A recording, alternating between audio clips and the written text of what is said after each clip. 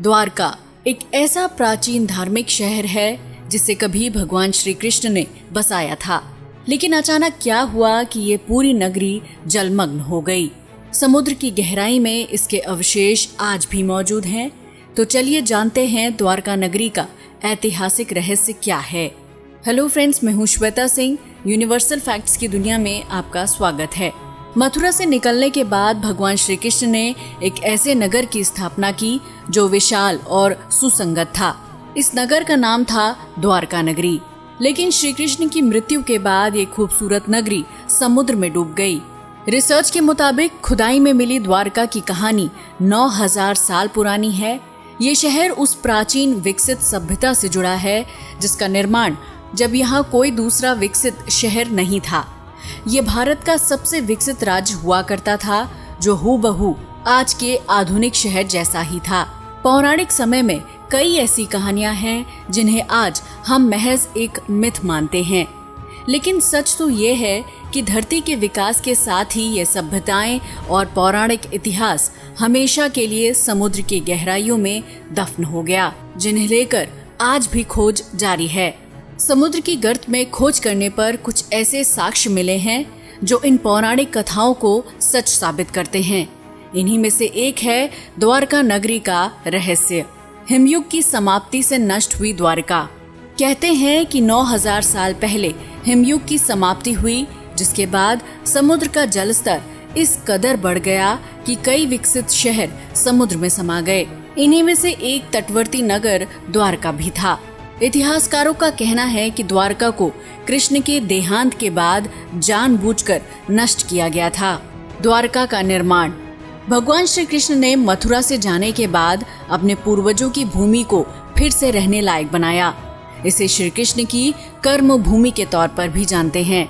द्वारका भारत के 7 सबसे प्राचीन नगरों में से एक है। बाकी 6 नगर के नाम कुछ इस तरह हैं, जैसे मथुरा, काशी, हरिद्वार, अवंतिका, कांचीपुरम और अयोध्या। कुछ लोग द्वारका को द्वारावती, कुशस्थली, आनर्तक, ओखामंडल, गोमती द्वारका, चक्रतीर्थ, अंतरद्वीप और वारीदुर्ग के नाम से भी जानते हैं। इस शहर के चारों ओर बहुत ही लंबी दीवारें थीं, जिसमें कई द्वार थे। कई द्वारों का शहर होने की वजह से ही इस नगरी का नाम द्वारका पड़ा। कहते हैं कि समुद्र में आज भी इसके दीवारें खड़ी हैं। यादवों की रक्षा के लिए द्वारका पहुंचे कृष्ण। श्री कृष्ण ने जब कंस का वध किया तो जरासंध ने कृष्ण और यदुवंशियों का नामो निशान मिटाने की ठान ली। वो मौका मिलते ही मथुरा और यादवों पर बार बार आक्रमण करता रहा। धीरे धीरे उसके अत्याचार बढ़ने लगे तो आखिर में यादवों की सुरक्षा के लिए कृष्ण ने मथुरा को छोड़ने का निर्णय लिया। कृष्ण के देहांत के बाद द्वारका का क्या हुआ? कृष्ण अपने 18 नए कुल बंधुओं के साथ द्वारका आ गए। यहाँ सब लोग आराम से रहने लगे। समय बीतता गया और 36 साल तक राज करने के बाद कृष्ण जी का देहांत हो गया। ये वो दौर था जब यादव लोग आपस में भयंकर तरीके से लड़ रहे थे। इसके अलावा जरासंध और यवन लोग भी उनके घोर दुश्मन थे। ऐसे में द्वारका पर समुद्र और आसमान से आक्रमण किया गया।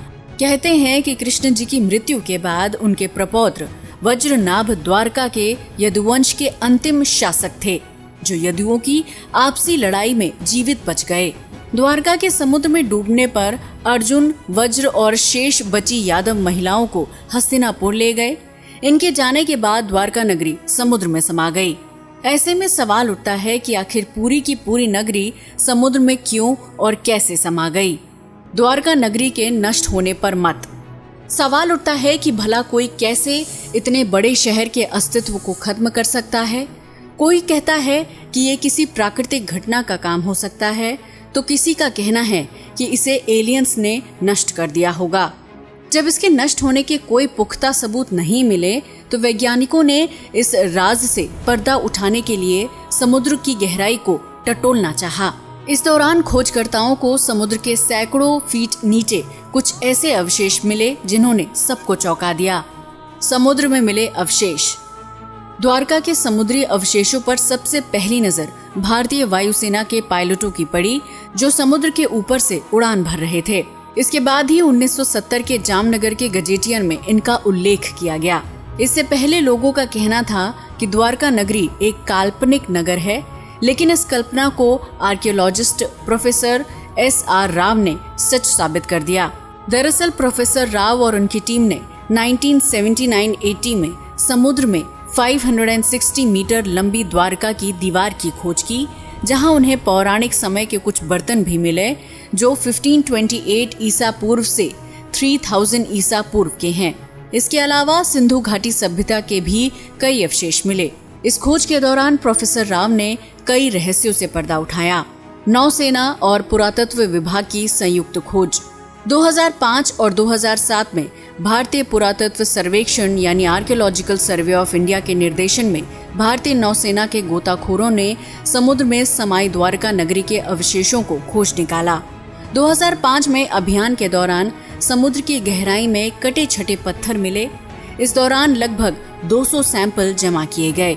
नौसेना के गोताखोरों ने 40,000 वर्ग मीटर के दायरे में इन अवशेषों को खोजा और वहां पड़े भवनों के टुकड़ों के सैंपल जमा किए, जिन्हें शुरुआत में चूना पत्थर बताया गया था। बाद में आर्कियोलॉजिस्ट्स ने बताया कि ये टुकड़े बहुत ही विशाल समृद्धशाली नगर और मंदिर के अवशेष हैं। इन सैंपल्स को देश की लेबोरेटरी में भेजा गया।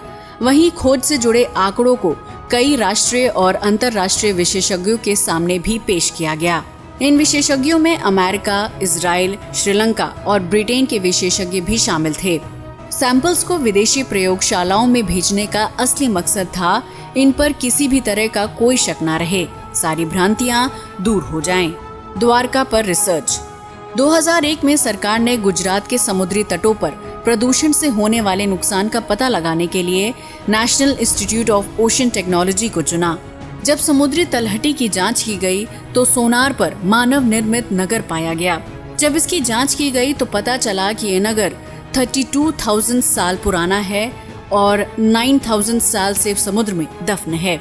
हालांकि इस मामले पर आज भी शोध जारी है। अब देखना ये है कि द्वारका नगरी के नष्ट होने की गुत्थी सुलझने में और कितना समय लगता है। दोस्तों, आज के लिए बस इतना ही।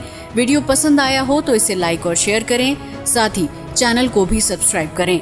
जय हिंद दोस्तों।